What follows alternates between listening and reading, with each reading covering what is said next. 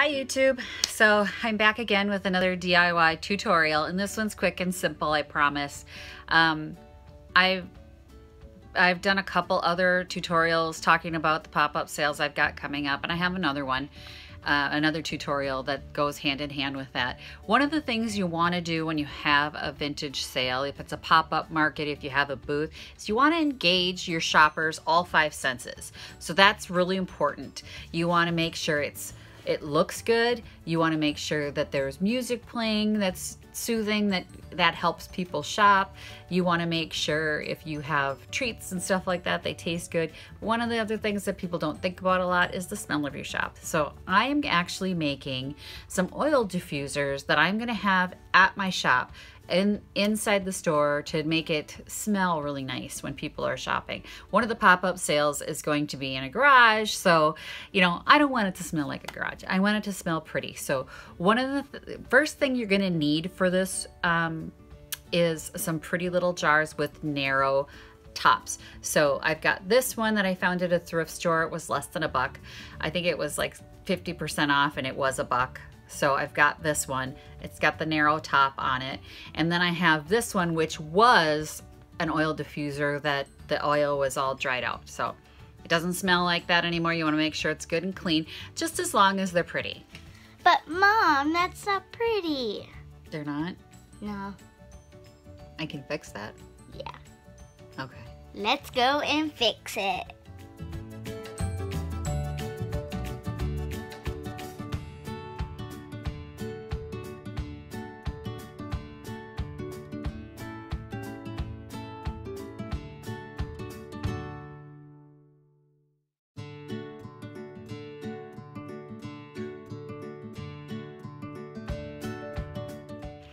So now are they pretty?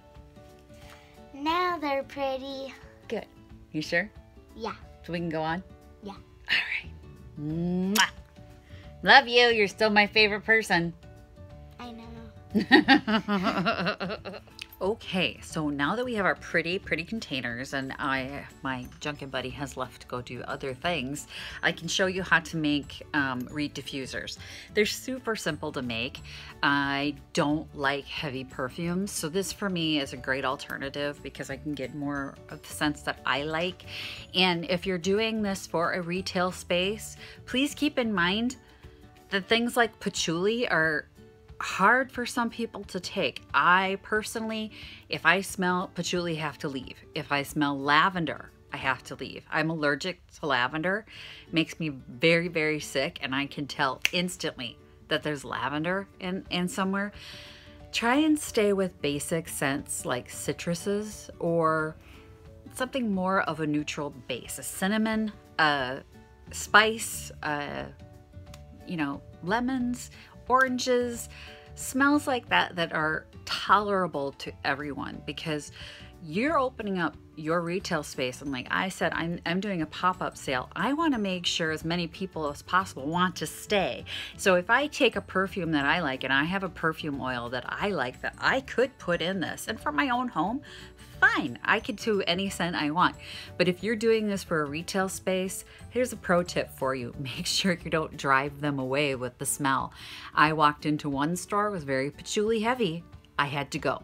I literally start coughing. It takes my breath away. I can't do patchouli. So for my purposes, I have an essential oil that I really like. It's called Happiness. I also have one that is a cinnamon because I'm going to do a holiday display. I thought the cinnamon would be nice in that area. There's 2 separate rooms to this pop-up boutique that I'm doing. So Happiness will be in one. And when I say that they should be mild, this has lemon, spearmint, grapefruit, tangerine, I don't know what myrtle oil smells like, nutmeg, and jasmine. So it's very mild. Whenever I get this Happiness, I smell citrus and mint. That's what I smell. And if you had like lemon extract or spearmint, and you could mix those two together, it would be great. Like a citrus and a mint together. That would be a perfect smell. Or just a spearmint extract or whatever you have on hand. So you can make this with the the extracts in your cupboard. You don't have to go out and buy essential oils, but I had this, so I'm going to use it. So you want to take that, and you're going to need a carrier oil. What's a carrier oil? Well, a carrier oil is what you're going to fill the pretty jar with. So you don't need to use the entire bottle of your extract or your essential oils. You're going to put it in another lightly scented oil. Now, when I say that, not canola oil, coconut oil has a very distinct smell. There are several types of oil that I have tried that I use, and number one is avocado. I smell nothing. I smell nothing. The second oil that I use is safflower oil. Again, you open this up, you stick your nose in it, nah, nothing. Nothing. That's what you're going for. You don't want a huge, very strong smell, because that will combine with your, what do you call this? Essential oils or extracts with your fragrance. So you don't want it to be fragrant. Don't worry, I'm gonna cut that out. And then the other one I have has kind of a smell, not like out of the jar, but when I rub this on my skin, sweet almond oil, you definitely get a little bit of an almond smell. Not bad. Not bad at all. So any of those three oils, this is probably the least expensive, the avocado. Luana avocado oil. I think this was $3.99, I want to say, at my Cub. And this one was $7.99, so this one was probably the most expensive. The sweet almond oil was almost, I think for these two, the safflower oil and avocado oil, I paid the same as I did for the one sweet almond oil. I think these two together were like $8. So these two are fairly inexpensive. This one's clearly much larger, 32 fluid ounces to 16 fluid ounces. So it just depends on how much you want to spend and how much you think you're going to use. And you can use this for cooking, by the way. This is fantastic. It's got vitamin E in it. Great for your heart. Vitamin E, also really good for your skin. This is one of the ones that I use in my salt and sugar scrubs. If you haven't seen that video, I'm going to put a link in the cards, so you will be able to check that out. But that's why I have a really big jar, because I'm going to use it. I will use it. I'm going to use it. So all you do is shut you off, because I don't want to pour this on camera. Sometimes I get a little crazy and a little messy. So if you've ever seen me cook or ever seen me eat, it's much the same thing. I got food all over me. So I was afraid I would spill this. I'm using the safflower oil. You take 1/4 of a cup of the carrier oil. So I've just measured it out in my glass little Pyrex thingy measuring cup. And then I'm gonna take, I like mine fairly well scented. So I'm gonna take my oil, my essential oil, and I do probably 10 to 15 drops of this stuff. When it starts smelling heavenly, go a couple more. Yeah, it smells good. Okay. Yummy.